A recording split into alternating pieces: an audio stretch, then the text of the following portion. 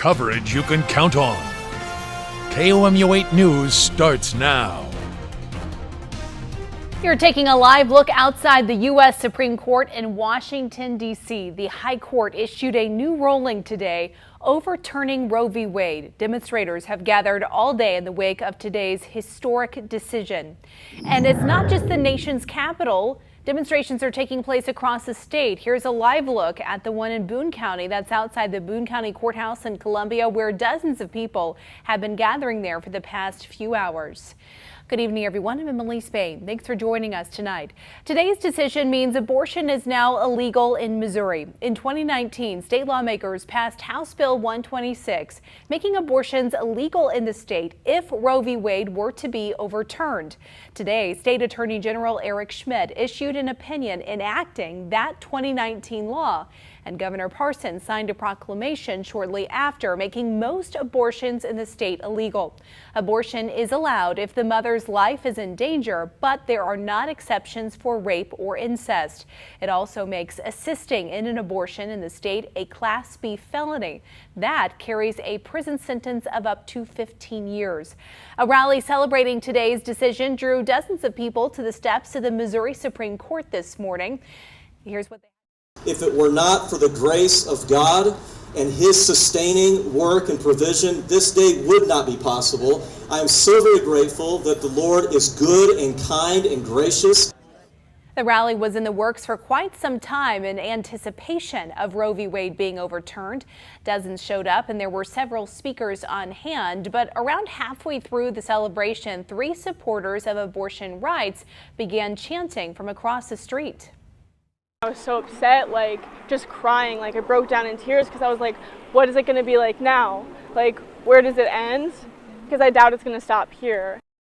The protesters who attended are roommates back in Columbia, but said they felt compelled to drive to the state capitol after the Supreme Court's decision. There's been a steady stream of reactions from both state and local leaders. We have a running list on our website with their statements. That's on KOMU.com.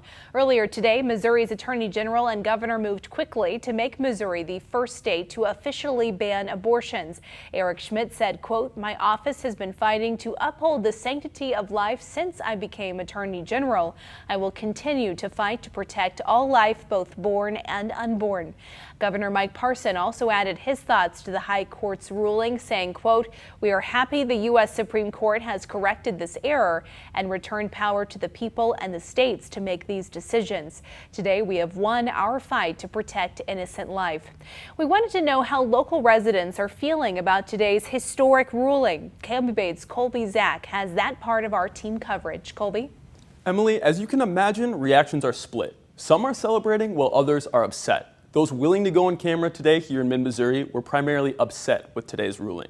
Several people that disapprove of the ruling are actively speaking out through protesting. I spoke with one woman who stood outside Planned Parenthood by herself for several hours out of frustration. I decided there was nothing else I could do with my day. I was frustrated and I felt like I just needed to come out here. It's scary coming out here alone, but every time someone honks or gives me a thumbs up, I feel more confident in being here. I think that it's ridiculous, and I think that men should not make laws about women's bodies, and I think that it's really, really easy to say, carry a baby, you don't have to keep it, give it to adoption, when you're not the one actually carrying that weight on your shoulders. Here's another live look at the protest happening outside of the Boone County Courthouse right now. There will be another rally tomorrow at the same location. We will have full coverage as this story continues to develop. In the studio, Colby Zach, KOMU8 News. So what comes next? KOMU8's Steffi Roach joins us now in the studio to continue our team coverage tonight. Well, Emily, there's many questions left unanswered about the future of women's rights, as well as the future of having access to contraceptives. Planned Parenthood and some Missouri Democratic leaders are issuing a warning.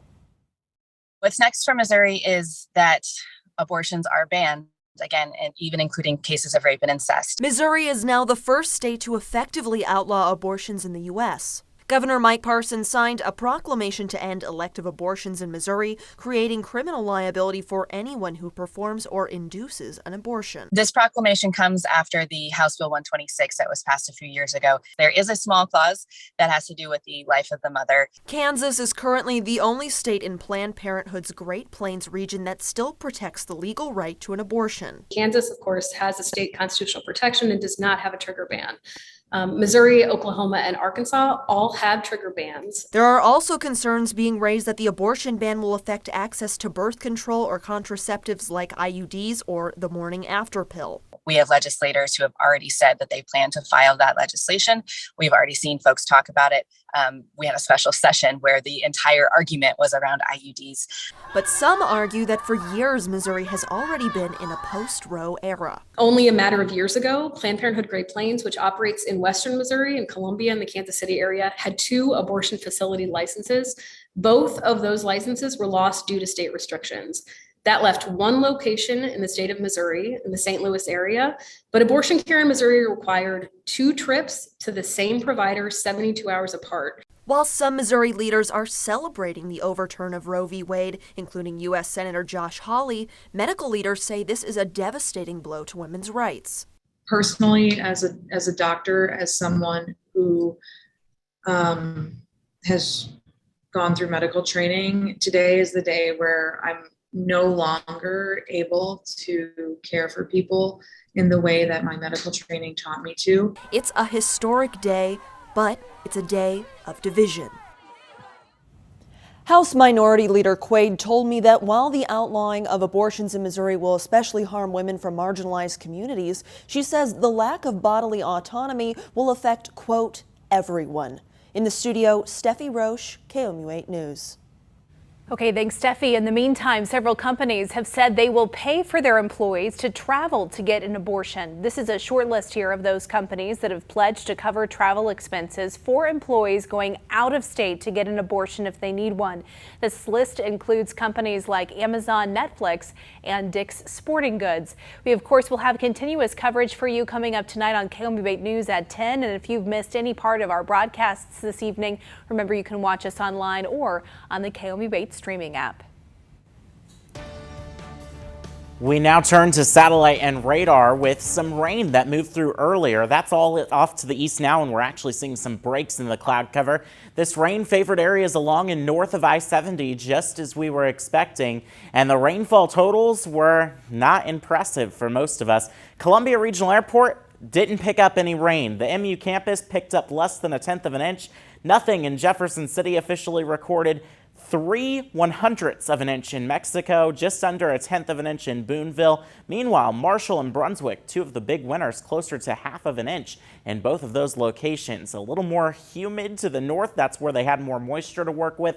And of course, to the north, it's a lot cooler now thanks to the rain-cooled air. 80 in Paris, 88 in Jefferson City. Another slight chance of rain in the forecast this weekend. I'll show you the track coming up. Also coming up, a big moment for one local superintendent, how students are commemorating his send-off.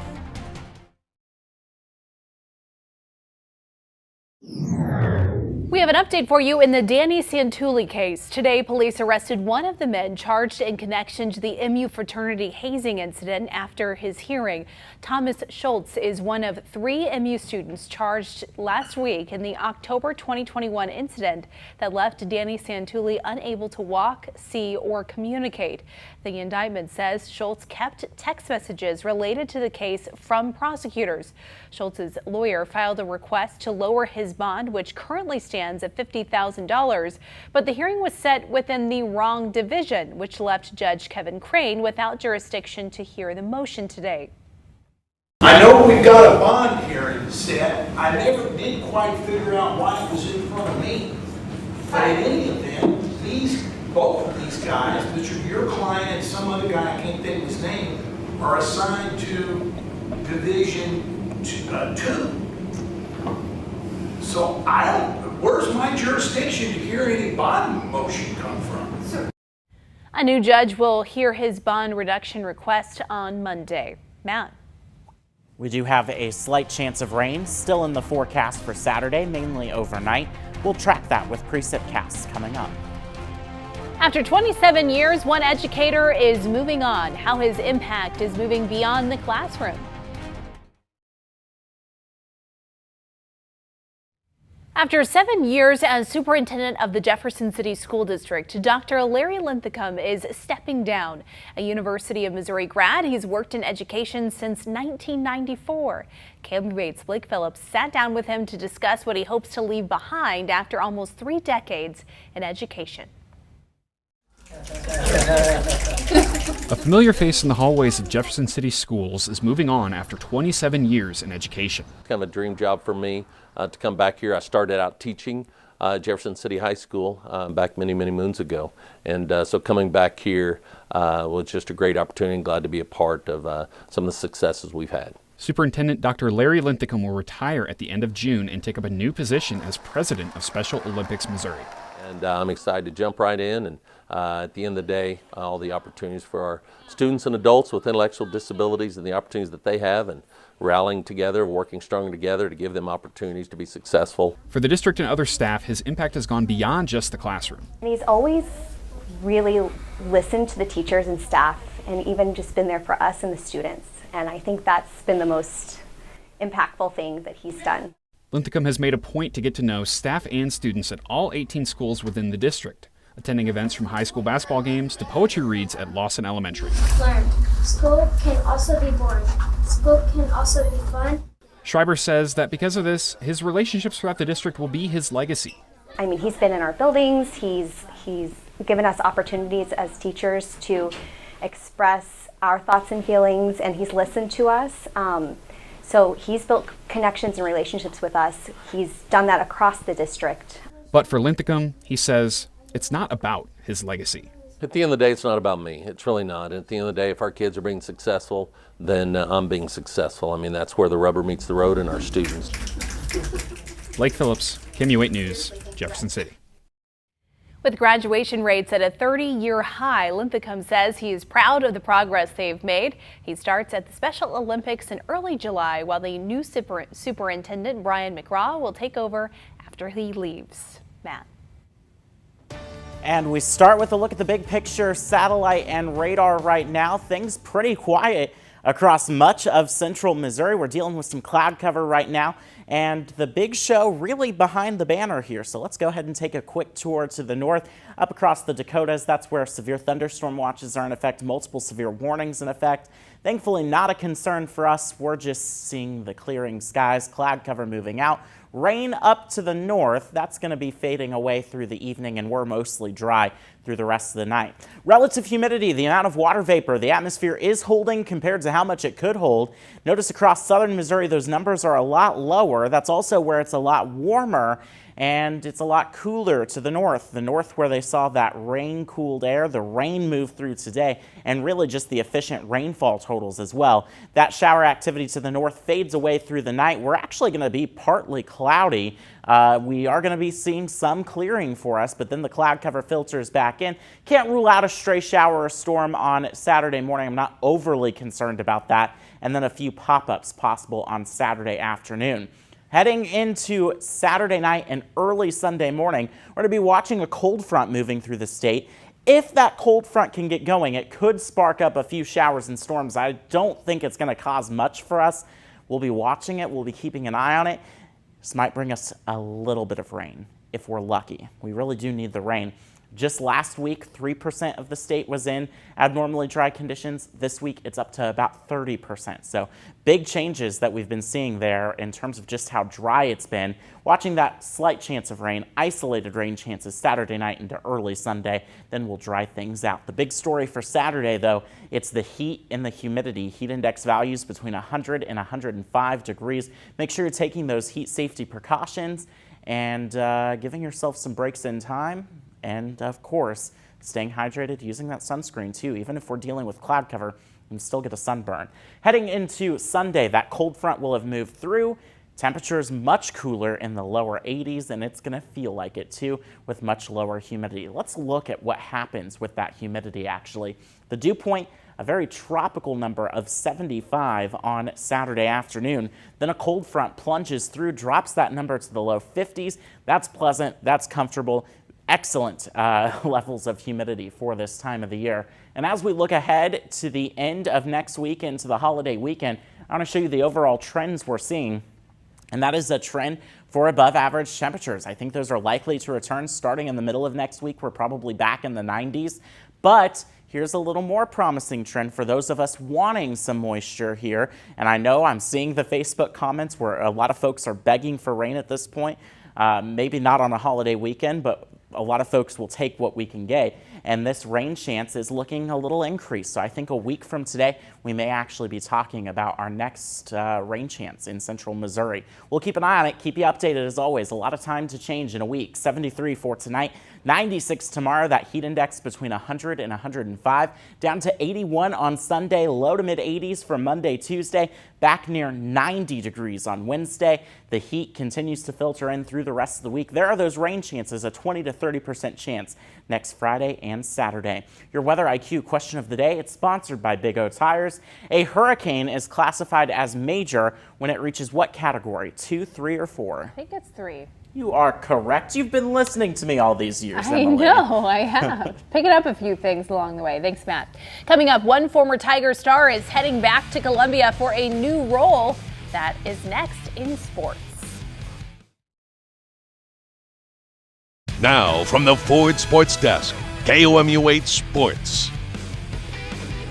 From dishing the rock in Mizzou Arena to now dishing out advice and coaching up the current players for Missouri, Phil Pressey is back. The former Tiger point guard announced today via Twitter that he'll be returning to Columbia to work on Dennis Gates' staff.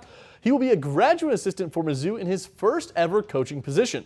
Pressey played 3 seasons for the Tigers and turned into one of the most dynamic point guards the program has ever seen. He was part of the 2012 Big 12 championship team and also set a school record for assists in a game when he posted a 19-point, 19-assist performance versus UCLA in 2012.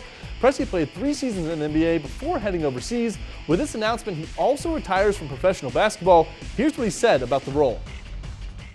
I love the game of basketball, and the game has given me so much, and I think it's my turn to give back. There's a lot of kids that are going through this journey of basketball, and I want to let them know that they can do it. All you have to do is put in the hard work, stay persistent, and believe in yourself. In Cardinals news today, it was reported that Yadier Molina is currently rehabbing in Puerto Rico. The catcher was placed on the 10-day IL June 17th for right knee inflammation. Some other roster moves made today. Right-handed pitcher Drew Verhagen was placed on the 15-day IL. Verhagen threw 14 pitches in yesterday's loss to Milwaukee, loading the bases quickly before being pulled. Today, the team reports the injury and calls up Packy Naughton from AAA. The Cardinals play tonight at home versus the Cubs at 7:15 p.m. The Royals are also back home tonight versus the Oakland A's at 7, but they won't have Salvador Perez as he moves to the 10-day IL with a thumb injury that will need a procedure. We will have the highlights tonight at 9 and 10. That's sports. Here's look we're following for KOMU8 News at 10 o'clock. Earlier in this newscast, we give you a live look at the Boone County Courthouse protest, and we're going to let you hear from some of those protesters about today's ruling and Missouri's trigger law. That story coming up tonight at 10. Matt. Temperatures kind of a big range across the region. Upper 80s to the south. Columbia at its warmest temperature that we've been at all day now at 83 degrees. Tomorrow we start in the low to mid 70s. We'll watch for a stray storm, temperatures getting to the middle to upper 90s in the afternoon. Cooler as we head into Sunday. Looking forward to Sunday. Yeah, and of course want to remind folks to stay hydrated, drink lots of water, use that sunscreen, all those things we've been saying for weeks now. Good reminders. Thanks, Matt. And thank you for joining us.